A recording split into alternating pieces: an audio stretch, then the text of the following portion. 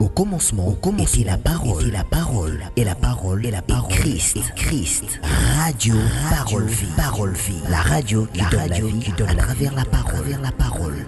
Mbote Shalom, chers auditeurs de la radio Parole Vie, la RPV, chers papa, chers maman, chers membres de la famille, vous qui aimez cette radio Parole Vie, vous qui la soutenez bien sûr, et vous qui aimez votre émission Parole Vie, une émission à caractère évangélique, animée souvent par votre humble frère, le frère Herbie, pasteur, le fils de mon père Jean-Paul Mayata, pasteur de la foi. Merci papa, merci maman, je l'ai toujours dit, je suis le prédicateur de la bonne nouvelle. Nazote ayo papa, naote ayo mama, sango malamu, ya Yesu Masia Nazareth nzambe moko tondimela, nzamba solo pe abomu. Il est écrit, l'homme ne vivra pas seulement du pain, mais de toute parole qui sort de la bouche de l'Éternel. Oui, bien sûr, nous en avons li papa na otonga nzoto, mais tout ce qui wana te, nous en avons plus à liloba pona kotonga bomoto na biso, kotonga biso spirituellement, parce que Job dit dans 3 des versets 8, en réalité dans l'homme c'est l'esprit, ce n'est pas ce que nous voyons, et ce n'est pas non plus ce que nous pouvons toucher. Donc en réalité dans l'homme c'est l'esprit. Merci papa, merci maman.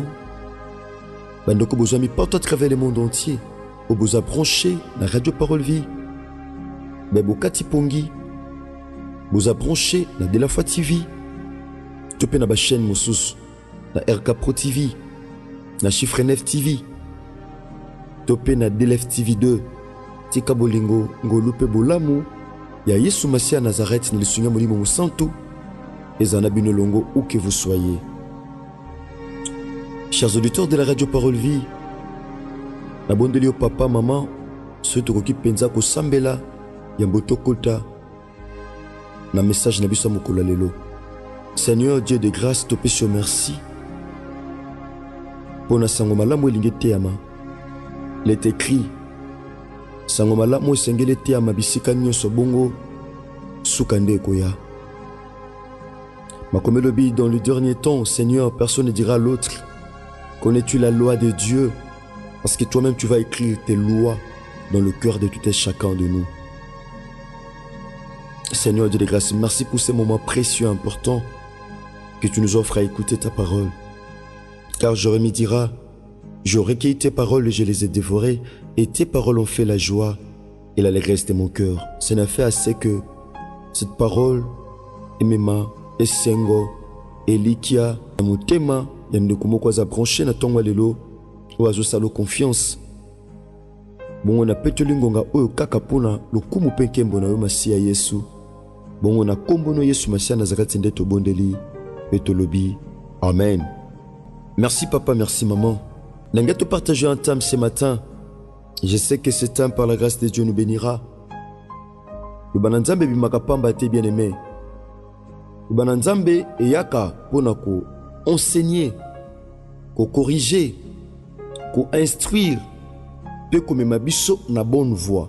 Parce que la Bible dit, toute écriture est inspirée de Dieu, pas des hommes, pour éduquer, construire, bien-aimé de le Seigneur, enseigner et pour nous amener dans la bonne voie. C'est ça l'objectif de cette émission ou de ces messages. Et ce matin, et on a payé objectif à l'île Banzam.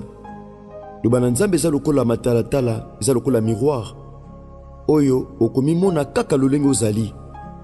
Oza mwindu, olukatobi mapembe na kitala tala. Oza pembe, olingatobi ma mwindu. Miroir etalisaka mutu lolenge azali. Bien eza, ko produire o mutu azali, mais liboso na ye po amimona. Nabongisi sika tel. Tout le monde a ndeti ndeko basi. Tout le monde a ngo plus na bandeko basi. Bien aimé, bazwaka ton liboso miroir pour ami bongisa malam. Bien aimé, Dieu nous parle parfois na banzela mususu o toko chakate. Pendant que ndeko azozwa ton na miroir, ami tala, ami bongisa yambo bimana miso abatu. Et sengeli na biso peto mitala malam. tomitala bomo na biso malamu na nzela liloba na Nzambe. Est-ce que likambo ezokomelanga nde natali ezanga mnaza na base ya likambo yango eza bitumbaka ezota na ngambo ya Satana waza koutilize bato na ye to ezali nzela oyo Nzambe azolekisanga mpo lobi na mona nkembo. Oui, bien aimé, mutu ye moko sengeli ayeba komituna mituna lolengi wana na nzela liloba na Nzambe ezoteyama. Mon frère, ma soeur, cher bien-aimé dans le Seigneur, n'enga te partager un thème ce matin au Ezali Nzambe ya bato babosa na bango. Mon frère, ma soeur, il y a un Dieu. Bien-aimé na mukili mutu po lokote loko fezala ya motuya ozomona tina na yango. Bien-aimé, mutu lokotaka eloko o ayebi valeur nango. Eloko mutu ayebi valeur nango te ata monengo na balabala a une importance te ya kolokota yango. Pourquoi? Parce que ayebi utilité to pe utilisation nango te. Bien-aimé dans le Seigneur, ezabilo musuto leka na balabala to monango moins important. Ezabilo musuto leka na banzela to monango moins important. Pourquoi? Parce que to monango utile te po na biso. Mais eloko oyo koki kozala petan mususu inutile po na yo ekoki petan mususu kozala utile po na ndeko mususu. Bien-aimé, ezana bato bena mukilio basala pe bato bolamu. Lelo bato bango basala bolamu babosana bango complètement. Bien-aimé, osala tamsu bato bolamu mais bato babosana yo. Bansu bafuta yo voire même à monnaie de singe. Bien-aimé, kasi yango te ekoki kopekiso koba na kosala bolamu parce que la Bible dit o azosala malamu a continuer kosala malamu. O paso sala mabe a continuer ko sala mabe. Kasi basosola ete moko na bango bakufuta makolandisa ma misala o bazo sala. C'est-à-dire o azo sala mabe a futa na mabe o azo sala. O paso sala malamu a kufuta na malamu o yazo sala. C'est ça. Bien-aimé, ezama kamsuto salaka bolamu suto salaka na vie. O tamsu batoto sala bolamu bango te batu bakozongisi la biso yango. Bien-aimé dans le Seigneur, tant que c'est la bolamu pas mutumo c'est la bolamu mona ngoto lemba. Kolembate mon frère, kolembate ma soeur, maman papa. Continuez. Le bito tikate na kusala bolamu. To tikate kusala bolamu to continuer. To sala bolamu na tongo, to sala bolamu na moi, to sala ngope na pokwa. Ezana batebele mapambole kangama. Pourquoi? Parce que na salisa batu trop. Batu bafutanga monnaie de singe.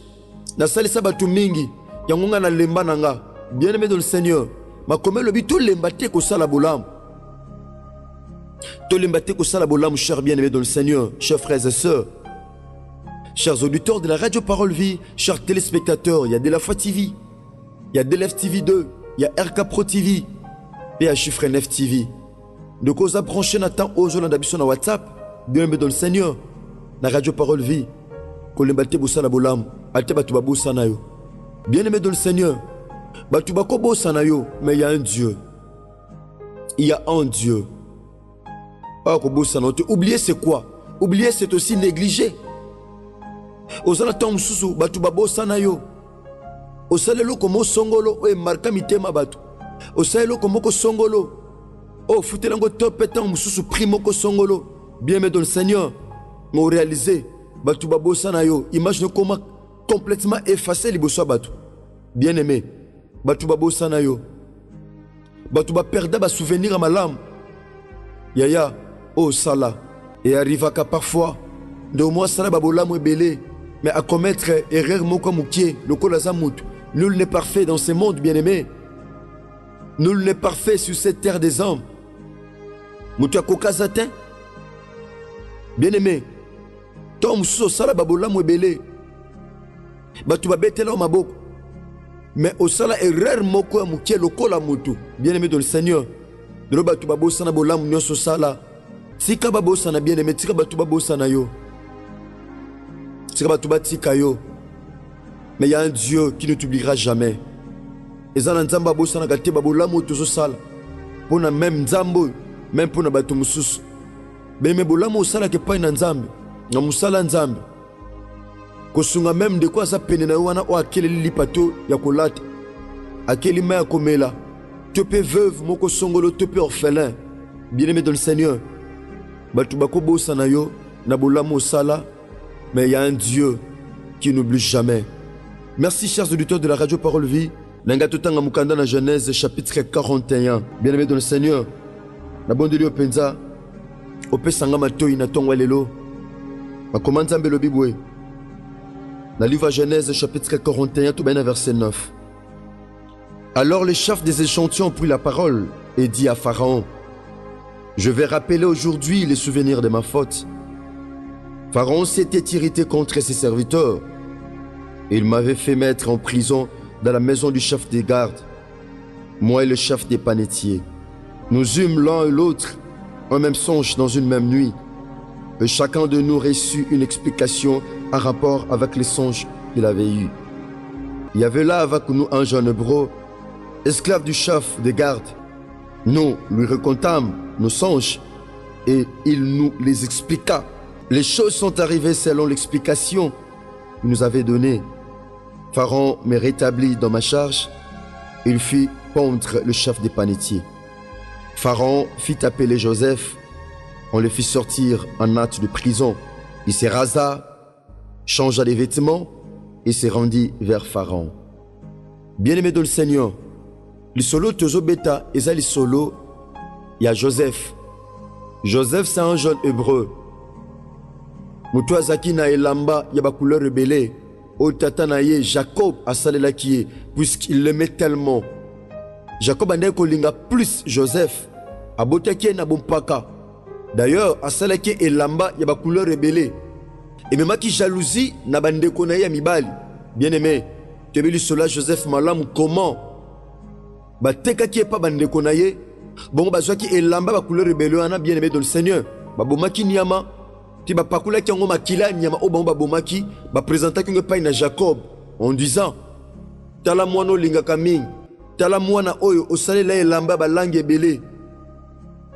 Nyama zamba apandie abomie tale lamba ngwetikali.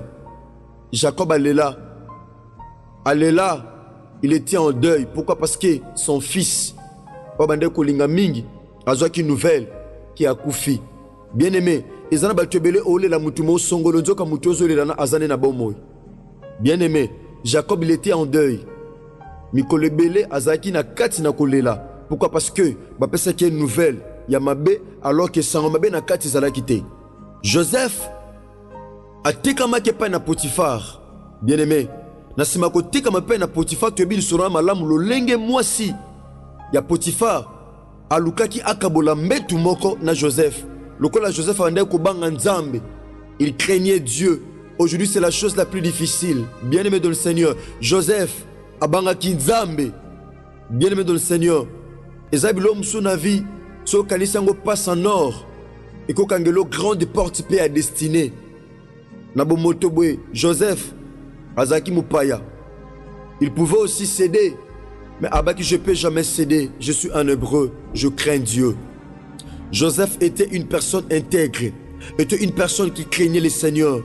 Bien-aimé, Joseph, natina kobanga na nzambe akotaki boloko. Bien-aimé dans le Seigneur, azaki na prison. Bongo lisolo tozotanga. Eza lisolo ya basali mibale ya roi, topé à Pharaon. Parce que Pharaon c'est tout simplement un titre honorifique na Égypte. Bien-aimé dans le Seigneur, Pharaon a eu d'autres.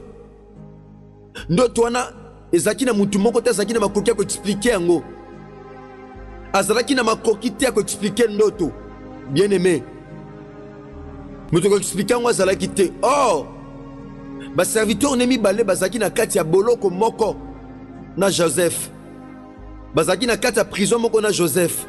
Joseph na kati ya prison comme qui même chef ya ba prisonnier. Cher bien aimé dans le Seigneur. Et quoi arriver na butu moko.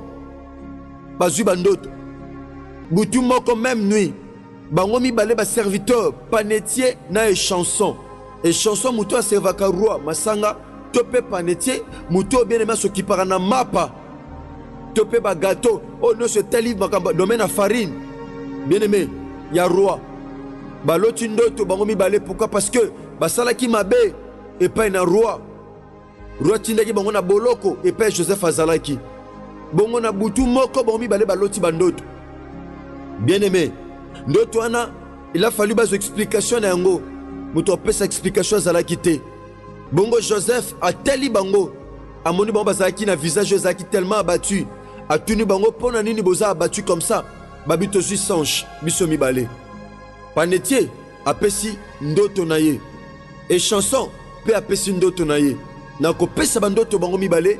Bien aimé dans le Seigneur bazwi explication kolandisama na o bazwaki lokola ndoto na butu moko bango mibale. Bien aimé bongo na explication o Joseph apesaki ekokisamaki abaki yo panetier lokolo ozalaki na pania mapa bandeke bazolia yo bakopondre yo bakoboma yo ozongela su musala te. Bongo e chanson roi akorétablir yo na charge na yo to na responsabilité no ya kokabola masanga. C'était comme ça. Bongo et salemaki kolandisama interprétation à songe o Joseph apesaki bango. Bongo et chanson azaki rétabli na charge to pe na service na ye.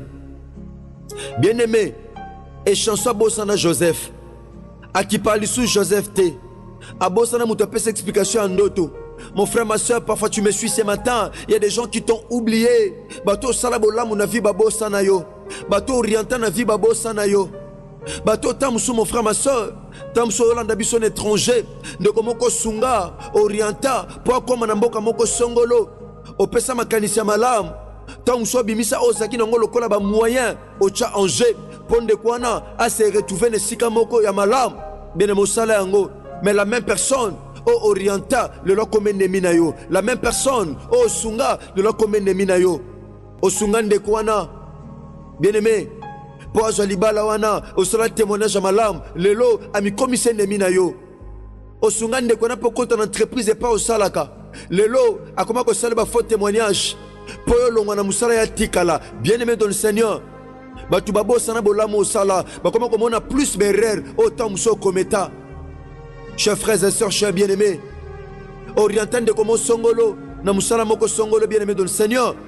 Batu babo sanayo, tika batu babo sanayo, tika batu ba négligé yo, mais il y a un Dieu qui ne te négligera jamais. Orientant de comment songolo, ndeko a ndeko zo souffrir, tika na joie na betela ta match.